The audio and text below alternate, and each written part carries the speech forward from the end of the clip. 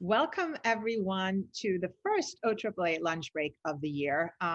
It's really exciting. We're in 2021. It's a new year, and I think we're all excited and looking forward to what this year has to bring. And today we're gonna talk about that, and we're also going to talk a little bit about what happened last year. But before we kick off the content, I want to just give you some information and some housekeeping rules. We have gotten a lot of questions from you already before the webinar when you signed up. So we have noted all of those and we'll try and ask as many as we can in the end of the webinar. You are also absolutely free to post questions throughout the webinar in the chat function. And if we, for some reason, do not get to ask your question, we will try and follow up with you afterwards so that you all can be heard. And I hope you ask a lot of questions because, again, our speaker of today is a great one. So please feel free to do so. If you want to see the webinar again, or if you want to promote it to somebody else who maybe didn't have a chance to call in, all of our webinars are featured on our website and under our webinar library, and the recording will be available probably later today, latest tomorrow. So you, if you have to drop off, or if you want to see it again, or if you want to recommend it to somebody else, you can absolutely do so. So with that, I want to move to today's content and welcome Brian Wieser. Brian, I've known for, I think, quite a few years now, and he is definitely one of the smartest in the industry, and always has a lot of important and very interesting information to share. He is currently GroupM's president of global intelligence, WPP's media investment group, and he leads the thought leadership practice that ensures that WPP's clients receive actionable marketplace intelligence and insights. He's a former investment banker, an equity research analyst, and an ad tech CMO. So he really knows his stuff. And he has been called, it's not something that we made up, and he has been called, and I believe he is, Madison Avenue's de facto chief economist. And he's one of the most quoted in the ad business. So it's a real treat to have you here today, Brian. And I know that many of you follow GroupM's biannual and end of year media trends report. And you'll be glad to know that Brian has upgraded his forecast or his view on from June 2020 in the advertising sector. So today we'll be hearing why he's calling 2020 more of a mild setback than versus a full-on catastrophe, which is of course good. Good to hear. He will also share GroupM's expectation that out of home will rebound due to our medium's resilience and positive growth trends. So I cannot wait to hear more on that, along with his thoughts on the larger media landscape. So with no further ado, thank you for being here, Brian, and take it away. Thanks, Anna. Thanks for having me, and thanks to everyone for tuning in, dialing in, accessing, whatever the right term is for this. So yeah, I think the best way to explain and describe our forecasts for advertising is start with how we got here. You know, going into the pandemic around this time last year, and literally this time last year plus a week or so, you know, I care about the global advertising economy is my core job, and we could see what was happening in China, and we could see that, oh, this could be bad. And we could see then Italy by February, and it's like, oh, this is going to be very bad. And we could see that, well, is it going to be worse than the Great Depression or only worse than the global financial crisis? People said, Brian, please stop, you're scaring us. It turns out that that somewhere between a global financial crisis and the Great Depression wasn't far off, at least as relates to the overall economy. We initially were thinking, well, you'd think this would play out in advertising more or less in line with those economic trends, all else equal. And because small businesses in particular are just going to be cratered, you would think it would have an outsized impact, especially on digital. Well, we saw once the global pandemic was declared, you could see you know, small businesses in certainly the U.S. and Western Europe were as negatively impacted as we expected. But the surprising trend at the time was that instead of eliminating advertising, you actually probably saw an increase in spending, because better to spend money on an online presence than have no presence anywhere at all. And so we ended up seeing a slightly healthier digital advertising market than we expected. And we thought, well, gee, this might only be as bad as a global financial crisis from an advertising perspective, even if the underlying economy is worse. As the summer progressed, and we certainly saw the protest for social justice, and we could see that unfortunately the economy was starting to play out in a way that was disproportionately negatively impacting narrow groups of individuals. Yes, often Black and brown people, minorities in general, and in particular because we could see in the data that employment of the most heavily impacted industries was heavily skewed towards people who are both poor and often minorities. And this overlapped, I think, with many of the trends that we were starting to see. And so you had this unfortunate circumstance where it was becoming very evident that what we were seeing was going to look something like a K-shaped recovery, where the economy is going to be really, really bad for some of the population, and maybe not so bad at all for others. And in fact, pretty good for some. One of the variables that we couldn't really have expected or didn't think about, and maybe most people haven't, is mortgage refinancings, for example. In a typical year, you might expect that there's somewhere around $1 trillion of mortgages getting refinanced. That was about the number in 2019, and that number was about $2 trillion last year. That was an extra $1 trillion among about 5 million households. And just for sense of scale, we have an economy where turnover is about 30 trillion, meaning all sales from all sources. GDP is around 20 trillion. Personal consumption expenditures or spending by people is around 13 trillion. Retail sales of all forms is about 5 trillion. And we had an extra $1 trillion in 5 million households. So that's a good illustration of just how concentrated some of the benefits of the downturn were. Similarly, by category, you had, and maybe relatedly, you had, home improvement stores had a wonderful pandemic as people were stuck at home, and what else were they doing but investing in making their homes better, whether they did it through their refinancings or otherwise. So you clearly had diverging outcomes. But at the same time, you had a sense from the largest marketers that, well, recovery is going to happen eventually. And unlike a normal recession, where you don't quite know when the recovery will happen, you know it'll happen eventually, but you don't know when. And more importantly, you don't know when your competitors will expect it will happen. The pressure is generally there to restrain or refrain from returning to normal spending. But this was different as far as recessions go, because most brands, if that you argue that they advertise based on what they think their competitors will do, would all say, well, we think that we're going to get back to normal sometime early 2021. And certainly the forecast that we were making back to April assumed that by July of 2021, we'd basically be back to normal in some form. And we saw this mirrored in advertiser spending in a sense that, well, they thought that why would we eliminate spending now if we know that our competitor isn't going to eliminate spending, or we think our competitors won't eliminate spending? And more to point, we're going to get back to normal in the not too distant future. At least this is the theory we have. And so what we saw is that most brands didn't actually alter their budgets in a meaningful way. And so what you saw after the initial pause of spending wherever possible in April and May, in the aftermath of the declaration of the global pandemic, you saw what could only be described as a budget flush from most large brands. And so in August and September and October, you had money that was basically held back, and it started to show up.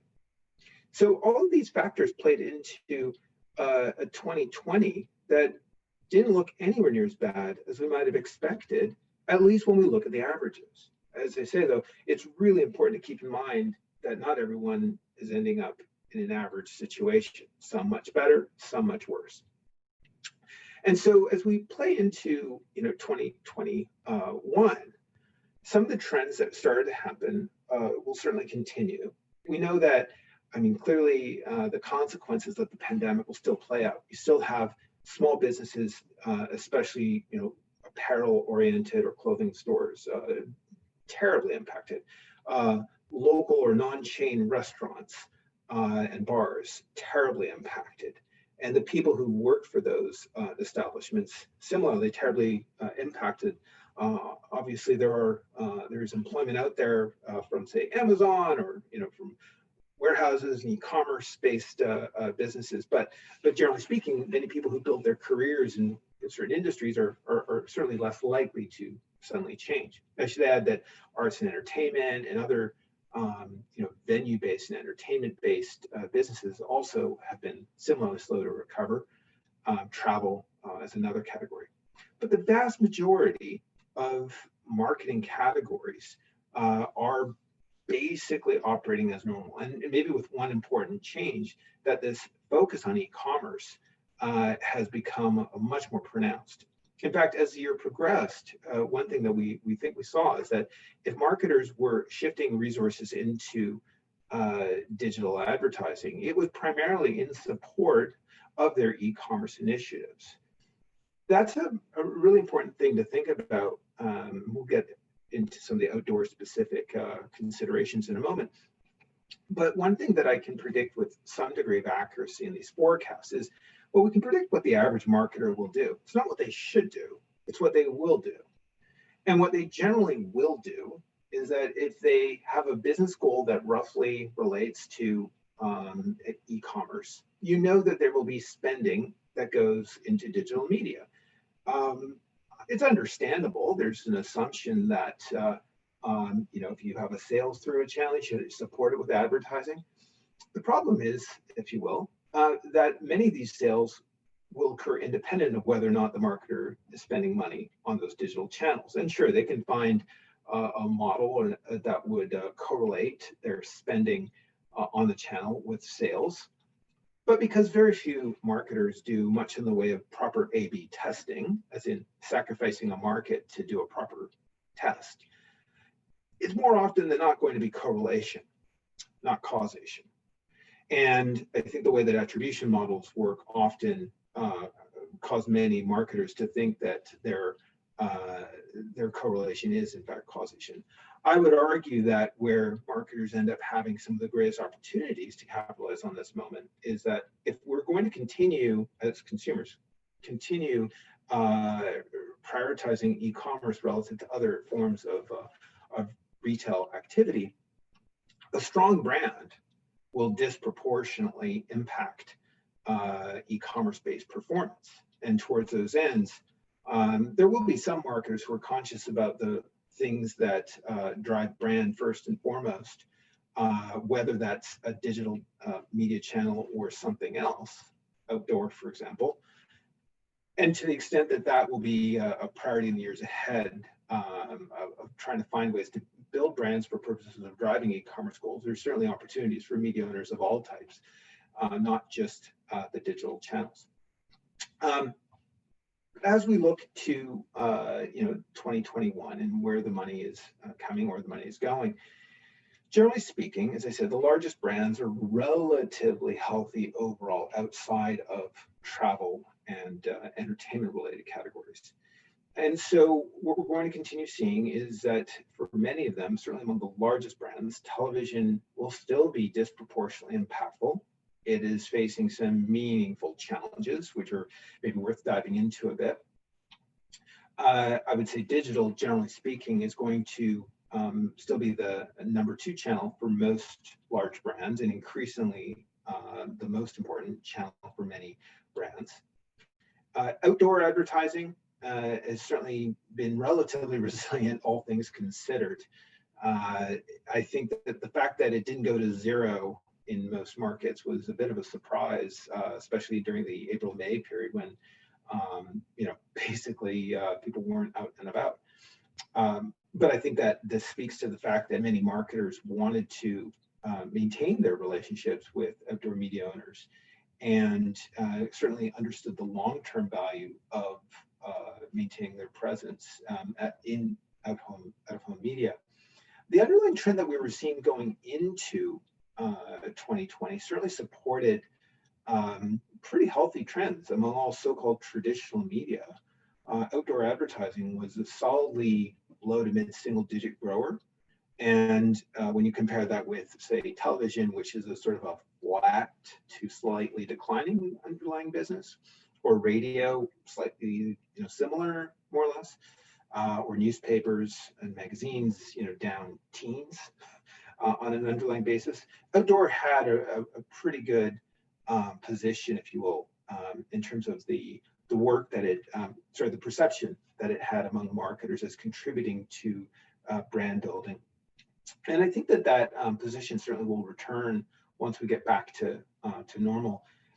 The 2020 numbers that you see in our forecasts are obviously pretty bad because there was a lot of cutting in association with consumers just not leaving their homes. Again, it could have been worse. 2021 in our forecast is still, presupposing that normal spending, normal activity does not return until the second half of the year, and so you'll have a very weak first quarter, relatively speaking, a decent second quarter, if only because last year's second quarter was so terrible, and then again some normalcy. Now, overlapping both out-of-home media and television, is probably worth talking a bit about what is happening with streaming services and the consequences there. We've certainly been arguing that television, while still very, very impactful for large brands, is harder and harder to make work in an efficient way for marketers whose goals are defined on reach and frequency-based metrics. Streaming services were certainly contributing to an erosion of the potential for a campaign to accomplish certain goals going into the pandemic. With the pandemic, it was really fascinating to see this globally. Pretty well every country on earth saw a sudden spike in TV viewing. And almost all of that spike benefited the streaming services, both because of their large libraries, but also because of the ease with which you could access those libraries. And as well, a lot of content, which in the eyes of a consumer has never seen old content. Well, they had more new content from the vantage point of consumers. As the pandemic persisted through the summer, you started to see overall TV viewing trends reverting towards pre-existing declines wherever markets were seeing declines. But streaming services held up pretty well. And so towards the end of the year, you're seeing still growth of consumption of around 30% on average. And so in a market like the US, where approximately 20% of all viewing is now through internet connected devices, and among younger audiences, it's maybe more like 30%, and you're seeing growth that's in that 20 to 30% zone. The problem is that because so much of internet connected device-based viewing is not ad supported and never will be, it means that accomplishing reach and frequency-based goals was becoming more and more challenging. The HBO news from last December or last month arguably accelerated a process that was already occurring, where between Disney and HBO, or AT&T's Warner Media, and eventually Comcast, NBCU, and Viacom, all of the resources that traditional studio owners have, it's all going into streaming services. They're disinvesting, for the most part, in their traditional linear ad-supported TV properties. There will be ads in these new services in many cases, but between Disney Plus and HBO Max, you'll have what can only be described as ad-light environments. Discovery will have ads, but it's not clear that anyone's going to watch it, or not very many people. And when you look at what Comcast and Viacom are going to do, they'll probably have ads, but once they figure out how to invest their billions of dollars into those properties, which hasn't happened quite yet, it'll probably skew away from advertising. And so when HBO said, we're going to put the whole 2021 slate on HBO Max, this was a good strategy from the vantage point of making sure that Warner Media is building a durable, long-lasting business that would be more successful faster. but it probably has the impact of both harming ad-supported TV, because again, if it accelerates the pace at which people are eliminating their viewing of ad-supported TV, that makes it harder for marketers. And I have to assume from the vantage point of the theatrical business, it was already the case that there would have been fewer titles getting released to cinemas going into 2021 and 2022. But I think this accelerates that path. And so you'll see a diminished reliance on theatrical releases going forward. And so that will probably hurt that category for the outdoor business, just generally speaking. And from a marketer perspective, the thing to think about is, well, if you're a marketer and you have historically relied on television as sort of the crux of your brand building, complemented by other media, including outdoor, and you can no longer easily accomplish reach and frequency-based goals, or it's harder and harder, it's impossible to get that 80th percentage point of reach. And so maybe you start to question whether or not you've been using the right metrics and whether or not you should be using as much paid media as you were using before. Some marketers will come to the conclusion that they should be reassessing entirely how they organize their budgets in support of their marketing goals. Keep in mind, very few marketers wake up on a given day and say, how can I spend money with a media owner tomorrow? That's just not what they do, right? They're about using marketing to support a business goal. Media is like a tactical way to accomplish that goal. And if they can find better ways to accomplish their goals, which don't involve paid media, well, they'll explore those opportunities. So some marketers will pursue those paths. Others will say, well, we still think that video is disproportionately important. We need to find video inventory wherever we can. Paid media as a concept still works really well. So let's just redefine what video is. And let's make sure that a cat on a skateboard via YouTube can be equivalized to an NFL sponsorship and running ads during the Super Bowl. At some price, you could be indifferent between one or the other. Marketers are going to have to pick one path or the other, I think, increasingly. And so it's worth keeping that context in mind when you think about what is the role of out-of-home. And out-of-home is going to be interesting because it can support marketing goals or it can support media goals or both. And so to the extent that we would expect that, out-of-home is probably going to come out of whatever this next phase of economic development is reasonably well. Certainly we have, normalcy, I guess, for outdoor advertising by 2024 at least. So weaker than many other media, if only because 2020's decline was so profound. But the underlying trends should be relatively positive in the long run.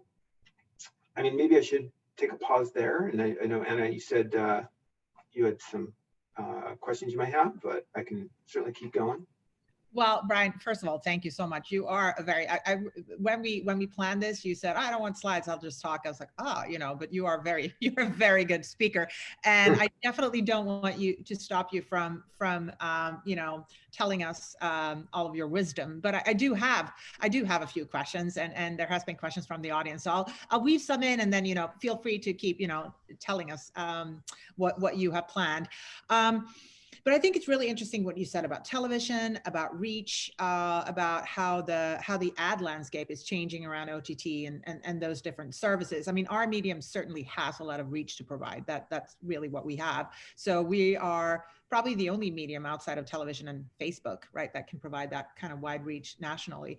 So I think that's an opportunity for us. And at the same time, a lot of those companies are advertisers. So it's sort of pros and cons, right? But I wonder if you could dig a little bit more into why because you note in your forecast that you expect larger brands to allocate higher shares to out of home in the coming years. So if you could elaborate a little bit more on that, why you think that is. Yeah, well, there's a couple of moving parts in this. The first, and this may be the most succinct way to put it, is every marketer wants to be like Apple. And I think that it's interesting because especially at the intersection of technology and luxury, which are both two categories which have done quite well in recent years, and notwithstanding the pandemic for the luxury category, Generally speaking, they've been very, very healthy. You go back to this K-shaped recovery, the upper side of the K still wants to buy those luxury brands. And then from a technology perspective, I mean, certainly if you're any technology can be so broadly defined. Any new service could consider themselves technology. And I think that they tend to look at a marketer like an Apple, who I have no idea if they even currently are spending on outdoor advertising. I never leave my home now. But they're one of the biggest spenders. I know, but I perceive them. That's critical, right? We all remember something they've done in the last decade or 20 years. And I think that it's amazing how resonant that is, I think, as sort of an archetypical out-of-home advertiser that I think inspires many others to look at the medium and use the medium. So, I do think that that's probably a surprisingly still important factor behind it. I think there's also recognition that maybe marketers maybe underinvested historically. I've never subscribed to time and money based arguments around advertising. I mean, maybe they post hoc can explain something about a budget allocation, but time and money are really difficult to apply. Like a share of time and a consumer time and a share of spending on advertising don't really work for out of home, because what is time? I mean, a fleeting glance might be disproportionately impactful, and you can't really quantify it very well, notwithstanding the efforts out there to try to quantify it. Side note, if you've never done it before, and next time someone throws out that consumer time and advertising spending figure at you, ask them, so how about radio? How's radio doing? And they'll say, well, it's doing well, growing in time. It's like, yeah, so how's the ad spending? It's not. But they don't have anything to do with each other. Or newspapers, magazines, exploring the process by which measurement is made for print-based consumption is ridiculous. There is no good measure of time spent on print. Anyways, I digress. Go ahead, sorry. Well, the main thing is that it's amazing how subjective media still is. I mean, we throw a ton of metrics against, we as an industry collectively, will throw a ton of metrics against a medium within the medium. But when it comes to allocating across media, subjectivity is still paramount. Like, you perceive it to be more effective, or if your campaign goals can be changed to be more consistent with what a certain medium supports, that can also cause spending allocations. And so, don't underestimate the importance of marketing for your own medium. No, I mean, no, we're the OAAA. Sorry. I know. That's my main focus.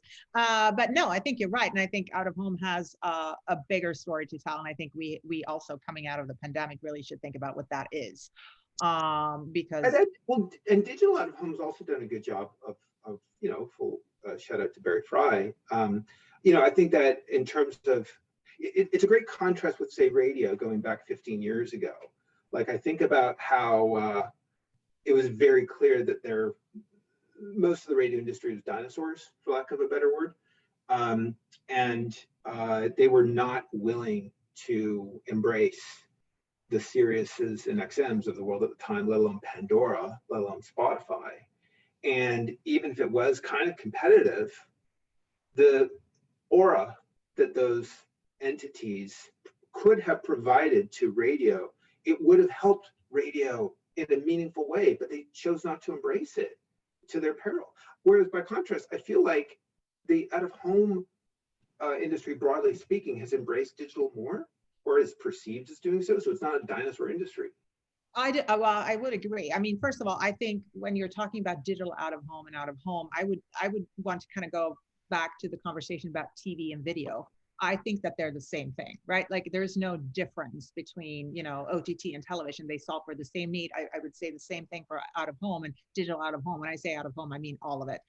Definitely our industry is not a dinosaur. I think digital spurred by the pandemic, is growing explosively. And I think that that's a big opportunity for us, and certainly something you should take a look at in your future, forecast, as we are, becoming more and more digital, and also using automation and programmatic and other things, that will help the medium.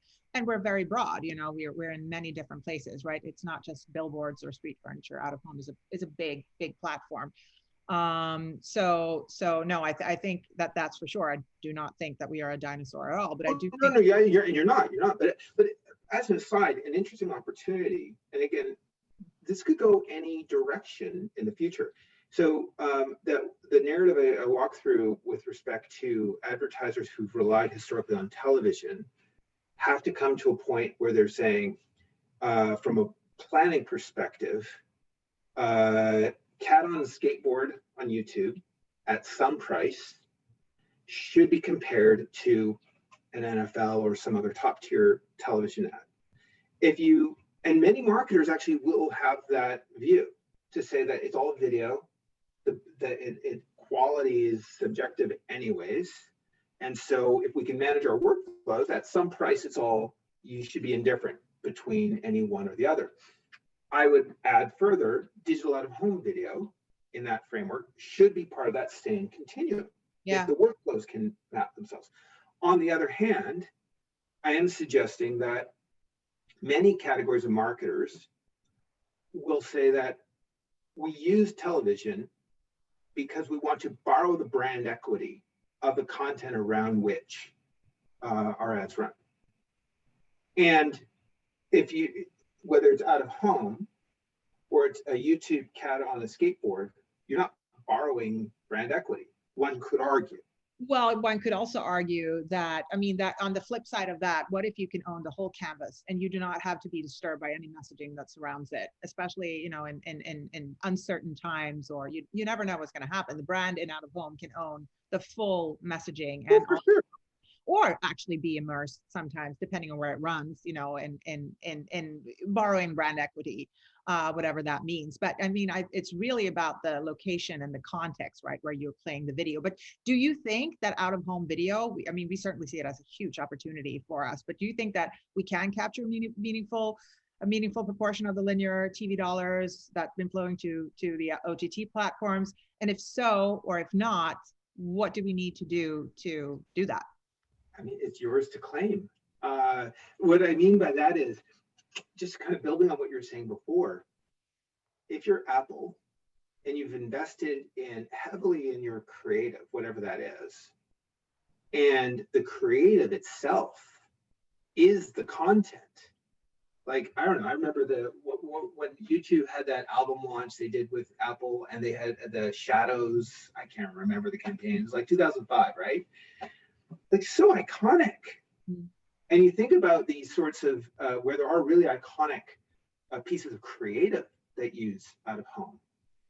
Now the out of home billboard is the content, right? That's brand equity. Yeah. So can the out of home industry, broadly speaking, replicate what television has done historically for the advertiser who wants to borrow brand equity? Well, maybe it's necessary for that marketer to have better creative with their out of home. And that's a hard thing to manage because most marketers segregate their budgets, right? Between media and creative. And so I don't want to pretend that's easy. But I could also say that it's not impossible. It's as an analyst covering stocks, which I did between 2011 and 2019, it's fascinating to see how fashion, for lack of a better word, could influence how investors allocate capital. And then it becomes a very circular thing because, and you can see this anytime you hear about a stock that seems like it's frothy or that it's overvalued. Well, typically investors keep buying it because they think someone else will buy it. Sure, there's a greater fool element to it. But at the same time, these greater fool things can become real because, Elon Musk once said something about Tesla when they were overvalued at one other time in their history. He said, "We're pleased that investors have conveyed their confidence in our ability to grow into our valuation. And the notion that, once you might be overvalued, but if you can actually do something with your overvalued capital, you can then justify your valuation. It's very circular. The thing, and so fashion can then turn into reality, if you will. So in the same way that it can become fashionable to use one medium over another, and you start investing more heavily in making the most of that medium, it all of a sudden, it goes from being fashionable without any real justification at a fundamental level to becoming a medium that actually has a solid fundamental foundation. That's very interesting, and that goes far beyond video and out of home. Totally. But I think, for us, moving into the age of 5G, better screens, video everywhere, consumers that are used to consuming video with no sound on more and more because we do that on social media. I think the platform has a lot to provide, but out of home companies traditionally haven't necessarily viewed themselves as content providers. It's about a screen and a location. So do you think we need to, as an industry, start thinking more about ourselves as providers of content or developing content jointly with brands rather than, it's about a location, it's about a screen? I think that can be a strategy. I mean, I think that there can be an opportunity. I do think that, based on what I've seen historically, if you're in a situation where you're, a waiting room media, that makes a lot of sense. Gas station TV, makes a lot of sense. These are small in a grand scheme of things, but sure, it makes sense because you're kind of stuck in a place and it's just convenient you're going to look up or look over at whatever the video is. So, but I don't know that so much of out of home media is you're driving by it or you're walking by it on the way to something else, and it's hard to get more than a fleeting glance at something. And frankly, if you did get more than a fleeting glance at it, it might become dangerous. So I don't know that that's necessarily the thing. Frankly, I go back to my point about the creative can arguably be the most impactful thing, and helping marketers think about ways to be more creative in their use of the medium probably goes a longer way. Yeah, I think it very much depending on what type of environment you're in, to your point. I want to ask you one more question that I have, and then I want to move on. I have some audience questions too, but there's a sort of an ongoing, not debate, but conversation, I think, within the out-of-home community around what sort of media we are. And I would love to get your opinion on this. I certainly have mine, but I might not voice it here. But whether out-of-home is a medium that can be sold sort of as a standalone, right? Like you can use out-of-home. It should be part of, we think, any media plan. But should we position ourselves as complementary and a driver of other forms of media? Or do you view it as a good standalone in its own? Again, back to kind of the reach question in television, weaning down and other platforms too. I think there are opportunities for both. And then I guess we also have to be mindful of where the budget holders are and how they're allocating money, right? I would argue there can be new and different ways to think about things. Let's take a step back. There's no better time to change what you're doing than a period of uncertainty or crisis or whatever.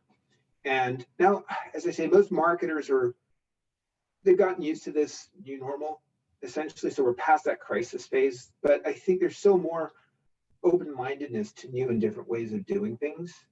I feel that'll last at least until people are back in offices, if that happens as it used to be. So I think to the extent that, just an example, if you know that a marketer is disproportionately focused on e-commerce initiatives right now,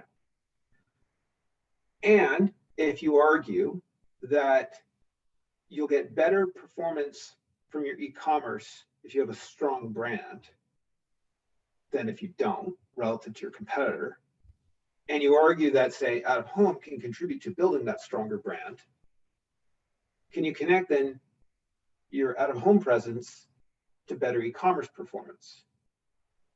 And then it becomes a totally different thing, right? It's not about just accomplishing a media goal. It's actually tying to what is the priority for virtually every, certainly large marketer now, And I think that that becomes something that maybe is separate from the rest of a media campaign, where it's not about longer term brand building, it's about something shorter term. On the other hand, I'd also add that some marketers were maybe and are maybe a little too focused on short term metrics.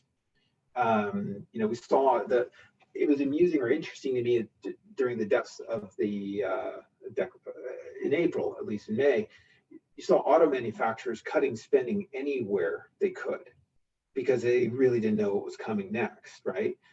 But they tried to keep their digital going wherever they could because they wanted to push digital showrooming.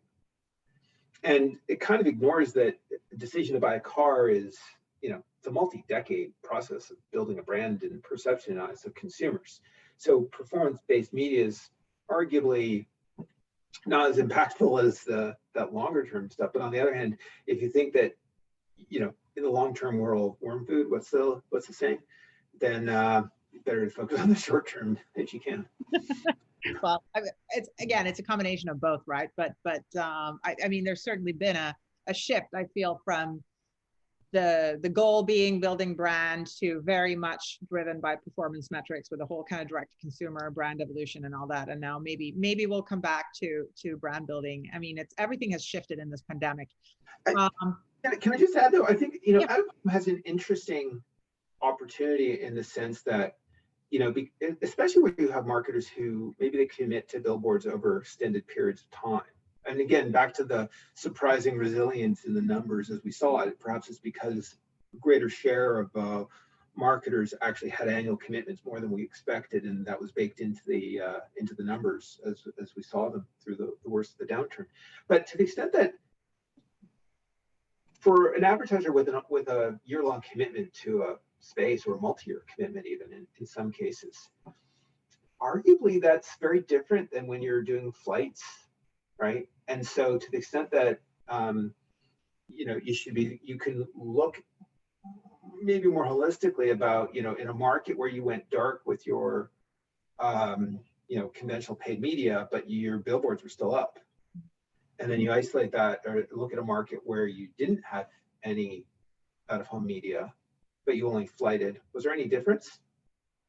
I'd want to know that. I don't know the answer, but you could probably find if there is a difference and maybe they should be treated differently.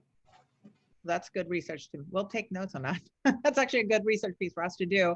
I want to ask, we have two questions from the audience that I think are really good. I'm going to start with the second one before the first one. And that's from Patrick Sherry, who's asking, with out-of-home fundamentals so strong, kind of coming back to what you just said, actually, and so many other media formats having weakening fundamentals, do you see a time in the future where we see double-digit growth? And I would add, if so, when? Maybe this year. But that's, the best way to become a billionaire is to start with $2 billion. Right? I mean, so just getting double-digit growth this year isn't necessarily that good a thing. No, we need triple-digit growth. But no, I mean, I think I would never forecast that. That doesn't mean that you can't have individual markets, individual media owners maybe, and it's not impossible. I mean, clearly we're seeing some places where that has happened, but you wouldn't model that, is all I'm saying. But good luck. I mean, it could. Thank you. We're certainly going to try. The other question is, what segments of out of home? So again, being really, really broad, and I can give you a few examples of segments if you're not full of it, but it's basically the billboard, street furniture, transit, airport, cinema, all of them. Which ones do you see coming back the strongest post-pandemic? So I guess when we're out of this situation, and which do you feel will be permanently hurt by the pandemic? Well, I think it's easier to say cinemas and airports, the hardest hit. I don't see cinema coming back. I mean, it's hard to imagine 2019 levels, certainly outside of our modeling time horizon for the next 5 years. I just don't think, I mean, it's very circular because if you get a disinvestment on the part of studios because they find that the new approach is resonating just as well, they're going to make fewer films for release in theaters, less attendance. So that's a really tough spot for that sector. Airports, you're not going to see second half of 2021, I would still expect you'll see a lot of business travel, but it's going to be a while before we get back to that. And so I think that even if you could reach consumers in airports in 2022 or 2023, it's not going to quite have the same resonance. Between transit and billboards, I don't really have a view about how they'd evolve differently. Well, I mean, billboards actually bounced back fairly quickly. I think we saw in the, in the aftermath of the first wave of the pandemic, as people just started traveling more by car, it's just about different travel patterns. And I think transit to a certain extent is the same, especially certain forms of transit. So I think once we as an industry kind of got a hold of what that was, I mean, they certainly haven't experienced that deep fall that you were talking about in some other areas. Yeah, there's something to be said for, I mean, so you can look to China for some early indications on some of these things. There's certainly been a view there that consumers are more likely to now buy cars and avoid public transit, even though the market's been pretty well insulated from a much impact in most parts of China. And so where you've seen essentially the fast recovery, you can see that, yeah, there's been an avoidance of public transit. So that would limit to some degree the appeal if it played out that way. I don't know. I mean, I don't know that would impact the U.S. as much. And I guess it really just depends on how confident everyone is in, vaccines, working. And it could very well be that 2022, other than, maybe some reduction in going into the office, I don't know, but I suspect that would impact all out of home more than anything from a perception perspective. Yeah, for sure. All right, I want to ask you a final question, which is a little political, so I'm sorry about that, but I think it's interesting to hear your thoughts on, the current, not the current events per se that we're living, but the fact that the Democrats now have complete control of government. Does that alter your perceptions for the ad environment, or do you think that will create changes? How do you think about that? Well, I mean, here's the thing. I think that the presence of liberal democracy, generally speaking, is positive.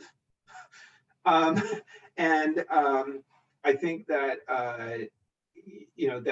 that is actually pretty critical, because it's one of those things where far too many, certainly investors, let alone marketers, are far too complacent with respect to, certainly we're under the still current administration,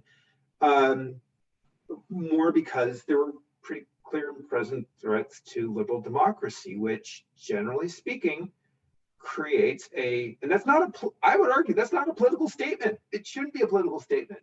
That's not about policy, right? Mm. But I think that the presence of liberal democracy as a concept tends to foster an environment that leads to stronger long-term economic growth and enables all the things go into what we call media. Does anyone want to see the kind of advertising that Spain had in the 1960s under Franco? I don't think so. And so I think it's worth noting that the underlying conditions for the economy are going to be more favorable with the elimination of the current administration.